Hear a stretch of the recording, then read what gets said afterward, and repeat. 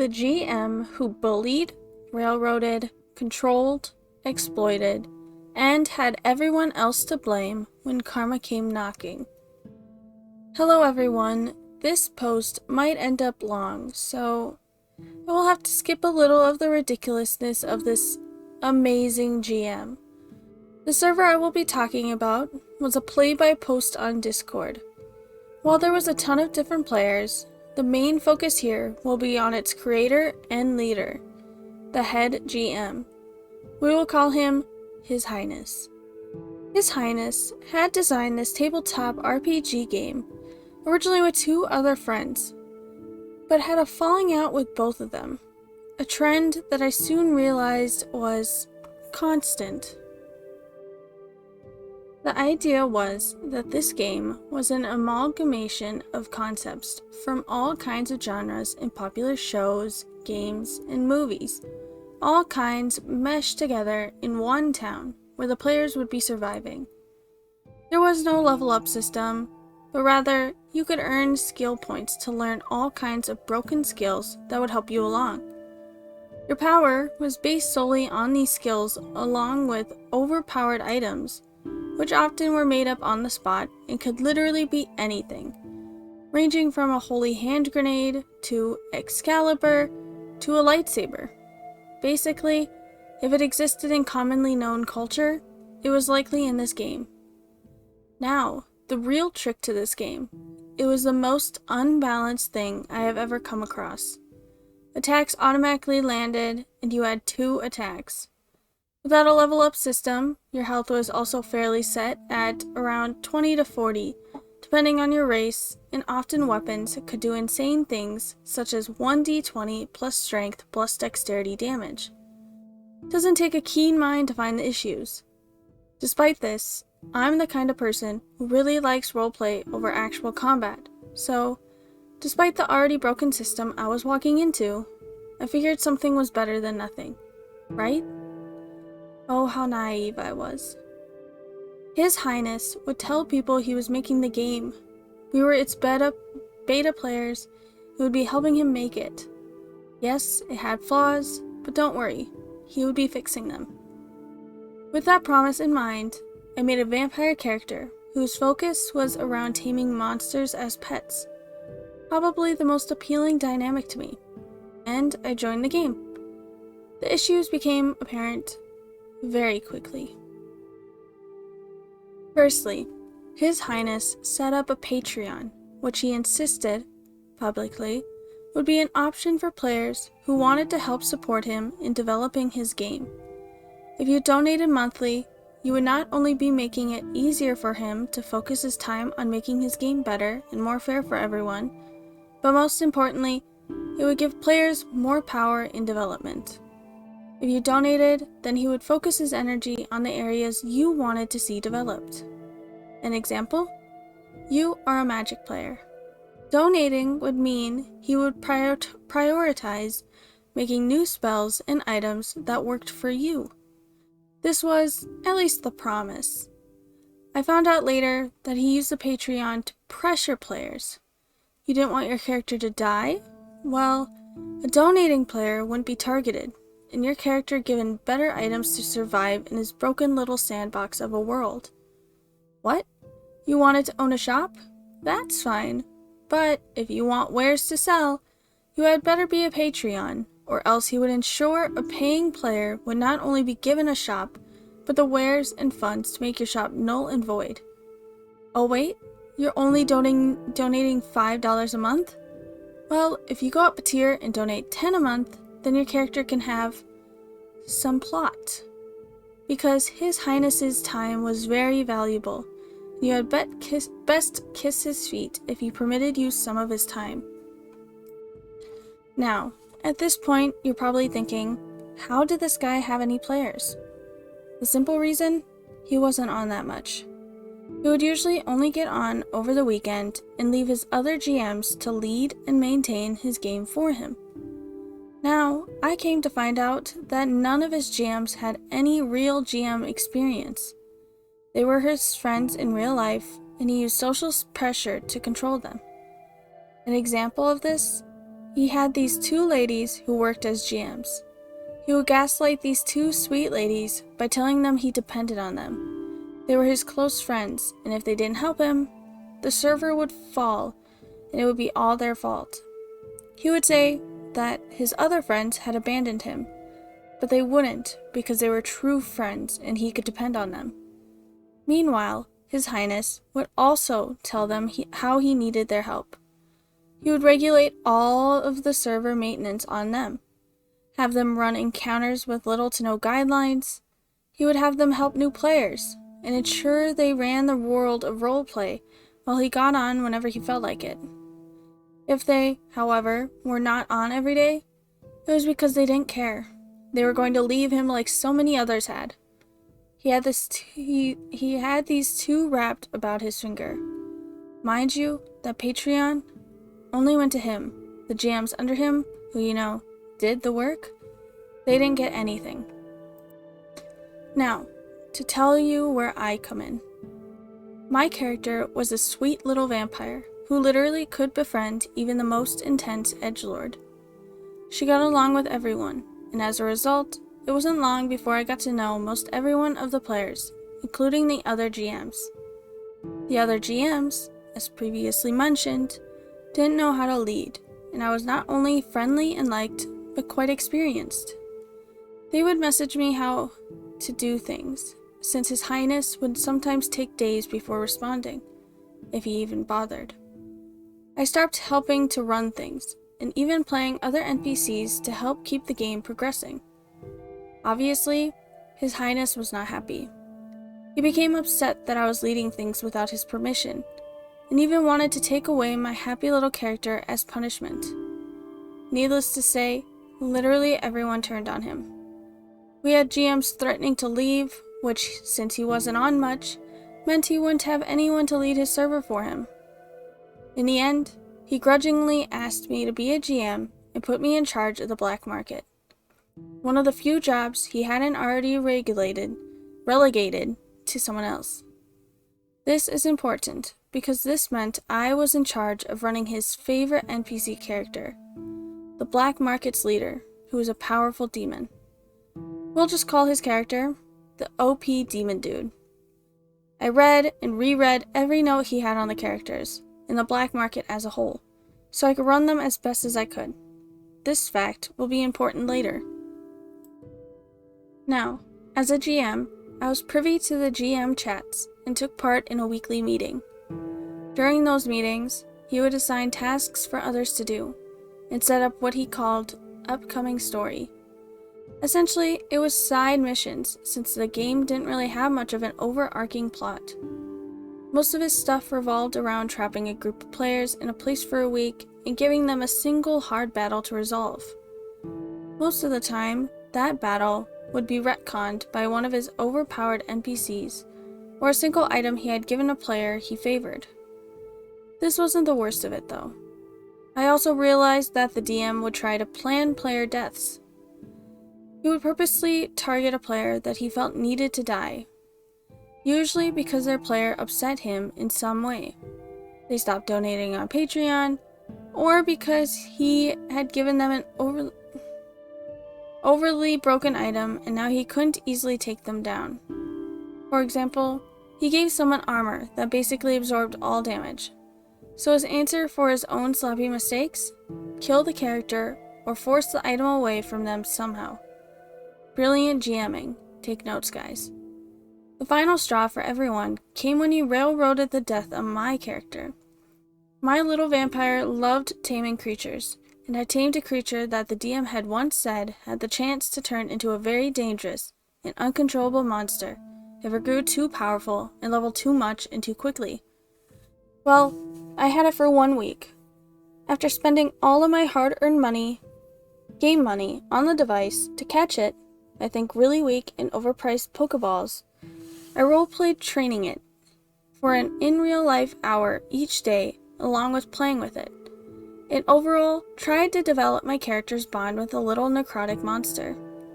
After that week of intense and long roleplay, His Highness graced me with the knowledge that it leveled up to level 2, and I needed to roll a percentile roll. I roll 7. 7 out of 100. Well, His Highness was not at all upset or forgiving. His voice suddenly gets a cold twist to it as he says, "Okay, well, this will be fun. I hope you're ready to face the consequences." With that ominous bit, His Highness put the entire game on hold for 30 minutes while he, I kid you not, made up stats and other things for this evolving to level 2 monster. Finally, 30 minutes passes and all of the other players are reasonably confused. What is going on? Why is the gameplay stopped? Why is His Highness cackling and acting so excited? Finally, the wait ended. I'll narrate this bit to the best of my ability, since by this time we were all on voice call. He really did sound like this, by the way. His Highness. Okay, so... what you didn't know is that this is one of the most dangerous monsters alive when it evolves. It had 5 health and did 1d4 damage, and is level 2... how? Well, when they evolve, they become their true form. It doesn't matter what level they were before. This was basically a baby. But...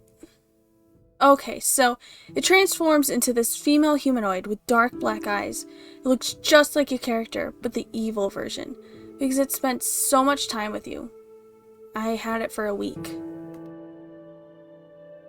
Now, everyone in town has to make a wisdom save.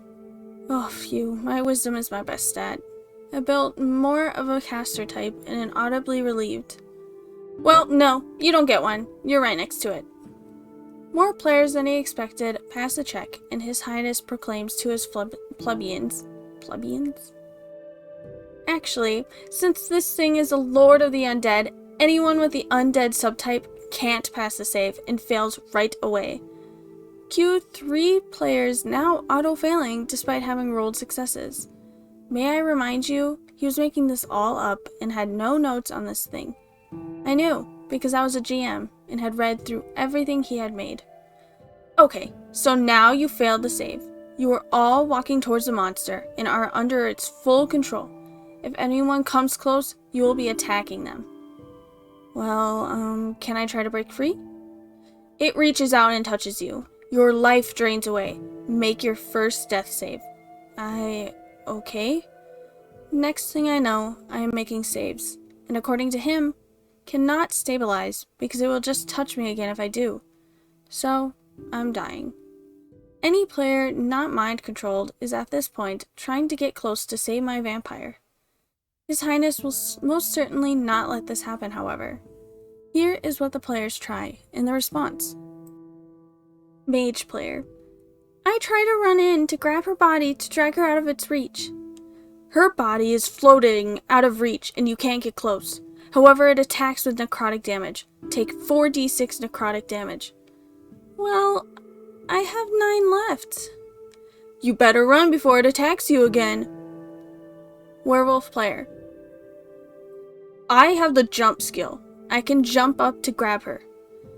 There is a force keeping you away. Take 4d6 necrotic damage. Tech player. Can I use this teleportation device I've been saving? Maybe I can try to get the monster away. No, the monster's power deactivates it. Then His Highness sighs, though we can still hear the glee in his voice. You blink out, and you're dead.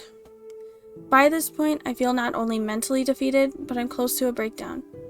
Me in a small voice as literal tears start to fall. Okay. His Highness pauses, probably realizing he's gone too far.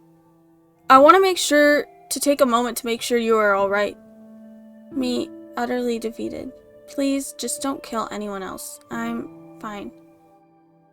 Alright, let's get back to it.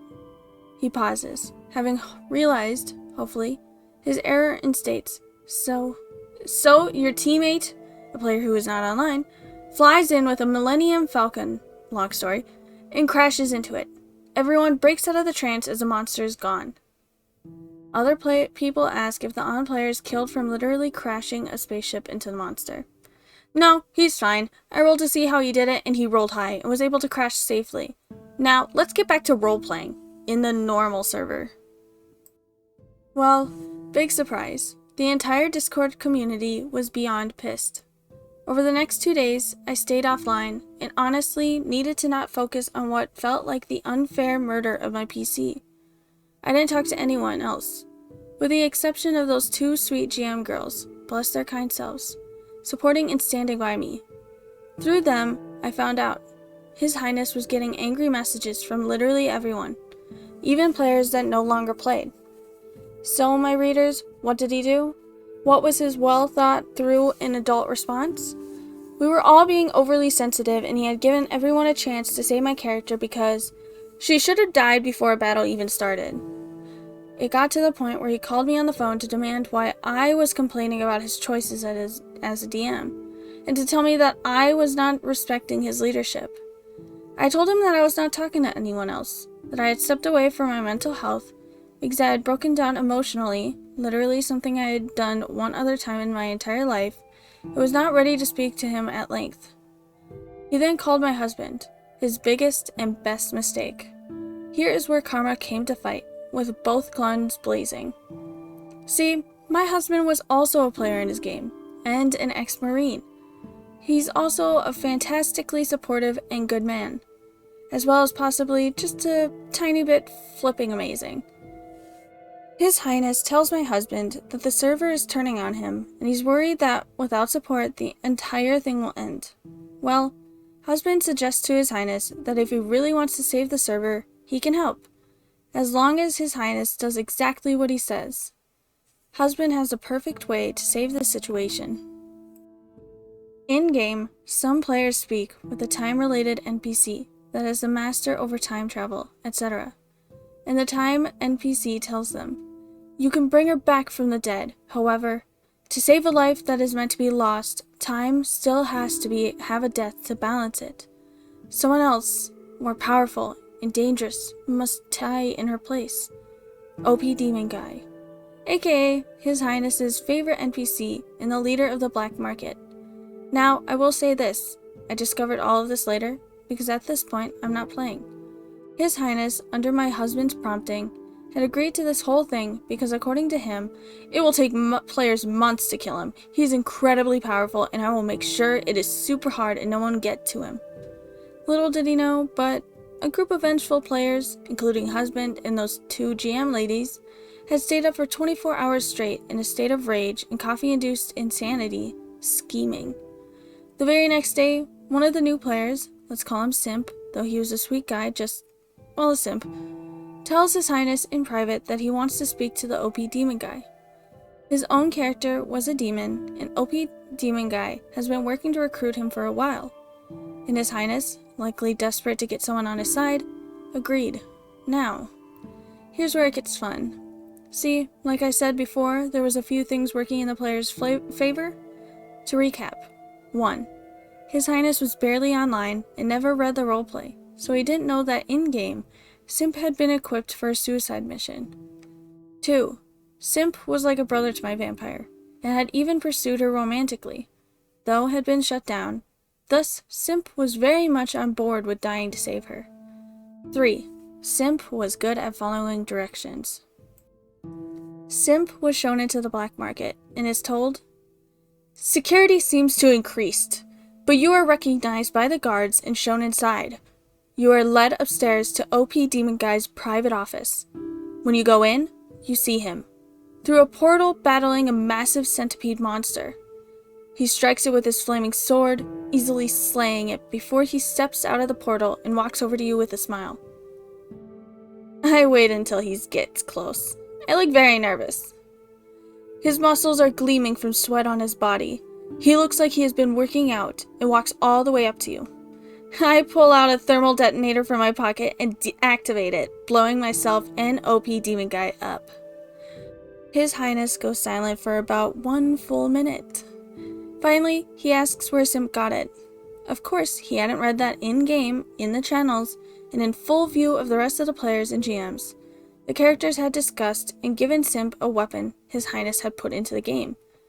This weapon was a thermal detonator, a bomb, which exploded instantly once activated, and had once before been used by His Highness to obliterate an entire channel.